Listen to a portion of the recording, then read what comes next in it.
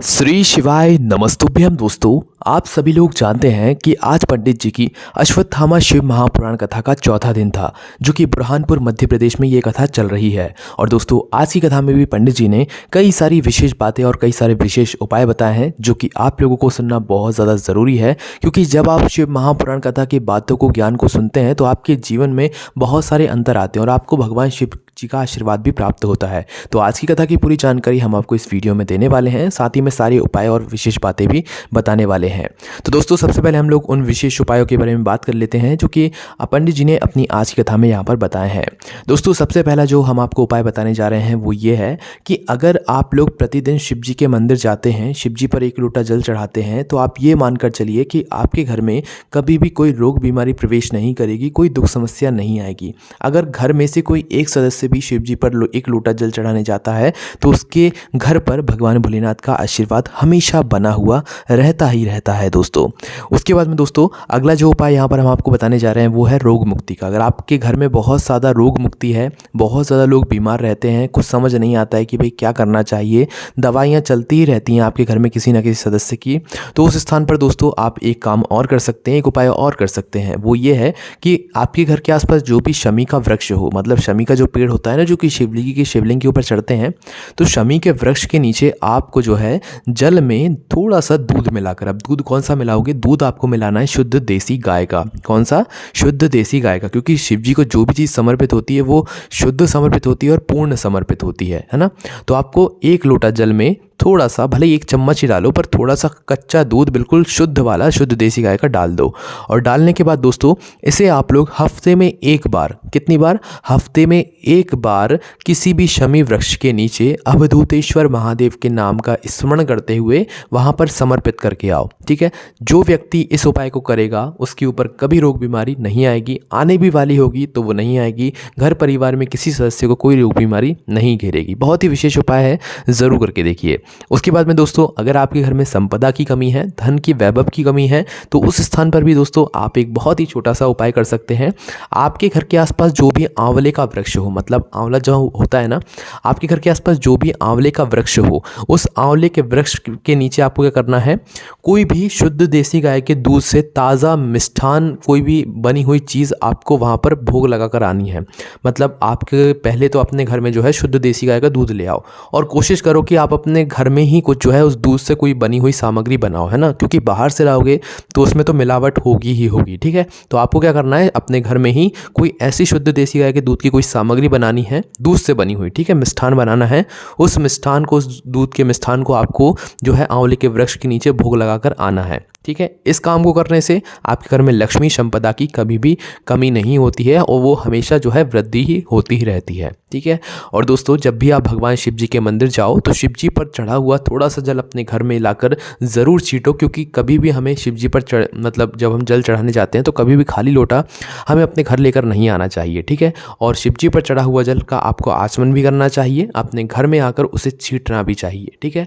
अगर दोस्तों आप चाहें तो प्रतिदिन अपने घर के बाहर में मुख्य द्वार पर जो है आप भगवान शिव जी के नाम का स्मरण करते हुए 1 घी का दीपक प्रतिदिन नियम के साथ जला सकते हैं भगवान भोलेनाथ के लिए। ठीक है। इससे भगवान भोलेनाथ आपके घर पर हमेशा अपना आशीर्वाद रखते रहेंगे। ठीक है। बस 1 दीपक, ना कि 2 दीपक। ठीक है। 1 दीपक आप नियम के साथ जलाना शुरू करो शाम के समय प्रदोष काल में अपने मुख्य द्वार पर, आपको खुद अंतर देखने को मिल जाएगा।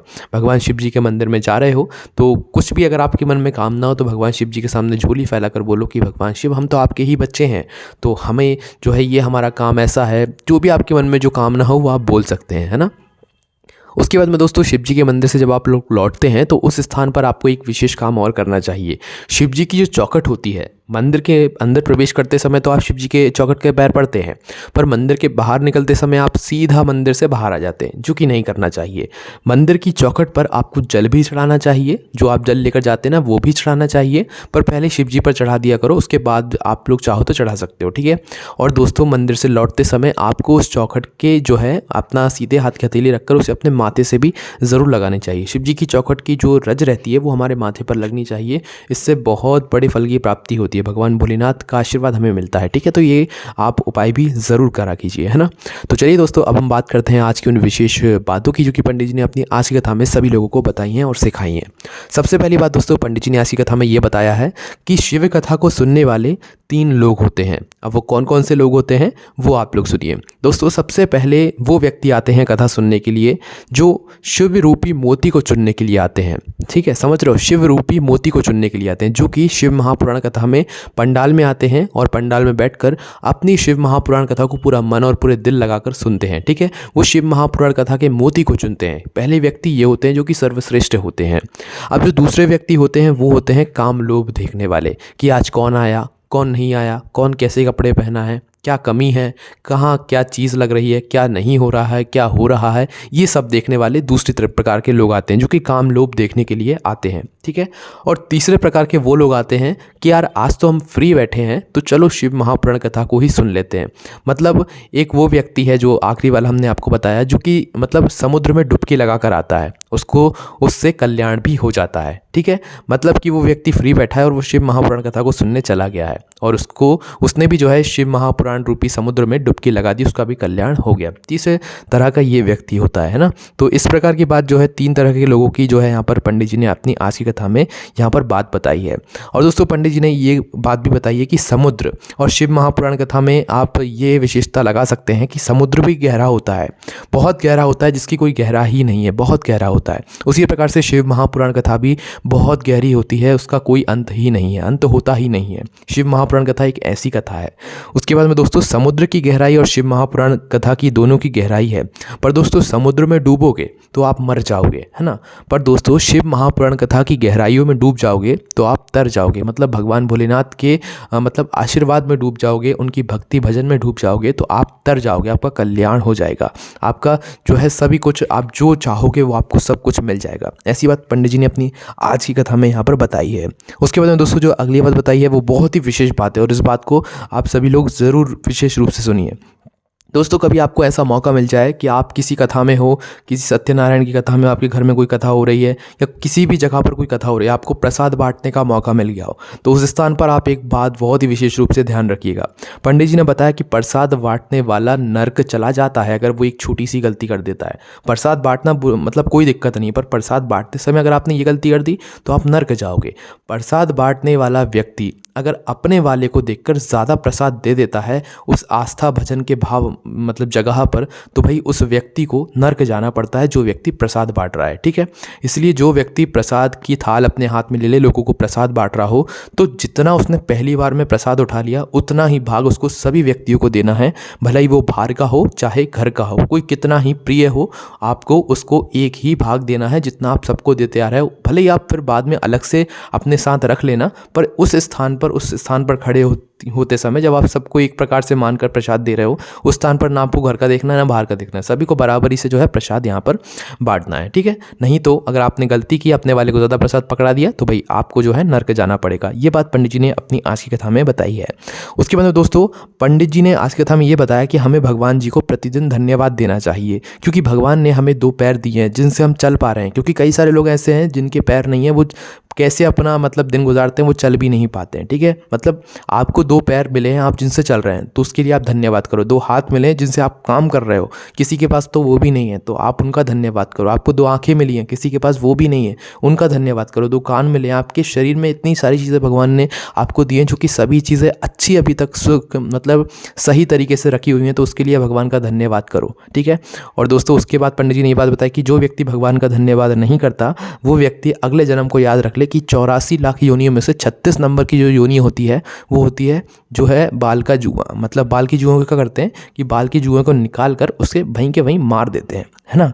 तो उसी प्रकार से जो है जो व्यक्ति भगवान के भजन का नहीं करता है, उसका धन्यवाद नहीं करता है, भगवान ने जो हमें चीज़ दी है, तो भाई भगवान उसको अगले जन्म में वो जुआ ही बनाते हैं।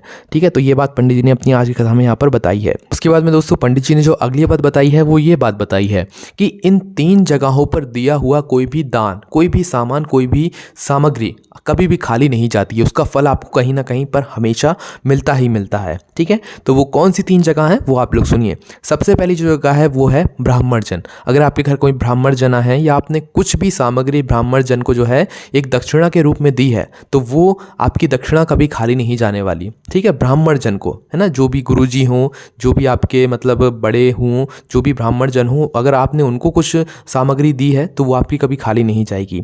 दूसरी जो चीज़ है मतलब जो है वो है बेटी को, आपके घर में कभी बेटी आती है, मतलब शादी हो चुकी है, वो आपके घर में आती है, तो कभी भी आपको जो है उसे खाली हाथ नहीं भेजना है। आपको अपनी बेटी को कुछ ना कुछ ज़रूर साथ में रख कर ही भेजना है, ठीक है। आपके उस समय का वो बेटी को दिया हुआ कोई भी सामग्री या सामान कभी भी खाली नहीं जाएगा। तीसरी जो जगह है मतलब जो स्थान है वो है गाय को। तो दोस्तों गाय कि अगर आपके घर के सामने आ जाती है तो आपको उसे एक रोटी देना ही देना है, ठीक है। आपके घर में है नहीं है कुछ भी करो, पर एक रोटी आप नियम बना लो कि गाय को देना ही देना है। वो डबल से आ गई है तो खड़ी रहने दो उसे, पर उसे कभी भी डंडे से मत भगाओ, उस पर पानी मत डालो, क्योंकि अगर आप ऐसा करोगे तो इसका बहुत बुरा परिणाम आपको जो है देखने के लिए मिलेगा, ठीक है। तो क्या करना है आपको, इन 3 जगहों पर आपको हमेशा जो है कुछ ना कुछ सामग्री देते ही रहना है। कहाँ पर, ब्राह्मण जन को, बेटी को और गाय को, ठीक है। रोटी का नियम बना लो, देना ही देना अगर आपके घर में रखी हुई है तो, है ना। उसके बाद में दोस्तों माता और बेटी जो है घर में जो काल आता है उसको जो है उसको हर लेती हैं, माता और बेटी, है ना। मतलब माता और बेटी तो हरती हैं, साथ ही में गाय भी हरती है ना। आपके घर में जो दुख और संकट आते हैं उनको हर लेती है, तो इसीलिए आप लोग इन बात का ध्यान रखो। और दोस्तों पंडित जी ने अपनी आज की कथा में बताया कि जिस व्यक्ति ने रामायण के पन्नों को फाड़ा है वो व्यक्ति ने थैली का दूध पिया है, क्योंकि दोस्तों जो व्यक्ति अपनी माँ का दूध पीता है वो कभी रामायण के पन्नों को फाड़ नहीं सकता है, उसमें लिखे हुए शब्दों को कभी भी उन पर शक नहीं कर सकता है, क्योंकि भाई रामायण क्या चीज़ है ये तो वही व्यक्ति बता सकता है जो रामायण को पढ़ता है। रामायण बहुत बड़ी चीज़ है यार, है ना। तो पंडित जी ने अपनी आज की कथा में ये बात भी बोल दी कि रामायण जो है वही व्यक्ति फाड़ सकता है जिसने माँ का दूध नहीं पिया हो। उसके बाद दोस्तों जो अगली बात बताई है पंडित जी ने वो ये बताई है कि कभी भी आपको अपने माता पिता का दिल नहीं दुखाना है, उनकी हमेशा सेवा करनी है, क्योंकि उनसे ज़्यादा आपके भले के बारे में और कोई नहीं सोच सकता है ना। तो पंडित जी ने कई सारी विशेष बातें बताई हैं दोस्तों। आपने कौन कौन सी बातों को सुना, अभी भी बहुत सारी ऐसी बातें हैं जो कि हमने आपको नहीं बताई हैं, ठीक है, पर आपने सुनी है ना, तो प्लीज़ कमेंट करके ज़रूर बताओ, ताकि और लोग जब आपके कमेंट को पढ़ें तो भाई उन्हें भी आज की कथा की कुछ जानकारी जानने को मिले, वो भी आपकी बातों से कुछ सीखे, ठीक है। क्योंकि शिव महापुराण कथा में पंडित जी ऐसी ऐसी बातों को बताते हैं जो कि आपको कहीं और जानने को नहीं मिलेगी, कोई स्कूल आपको नहीं सिखाएगा, कोई किसी जगह पर आपको सीखने को ही नहीं मिलेंगी, ठीक है। तो यही सब वो विशेष बातें और उपाय हमने आपको बता ही दिए हैं। आपको कोई भी समस्या आती है तो कमेंट करके पूछ सकते हैं दोस्तों। भोलेनाथभक्ति.com ये वेबसाइट आपके लिए बनाई गई है, आपकी मदद के लिए बनाई गई है। आप वहाँ पर जाकर उपायों को पढ़ सकते हैं, नई नई जानकारियों को पढ़ सकते हैं, ठीक है। तो वहाँ पर आप गूगल पर सर्च करके इस वेबसाइट पर जाकर पढ़ सकते हैं। ओम नमः शिवाय, जय भोले बाबा, श्री शिवाय, नमस्तुभ्यम।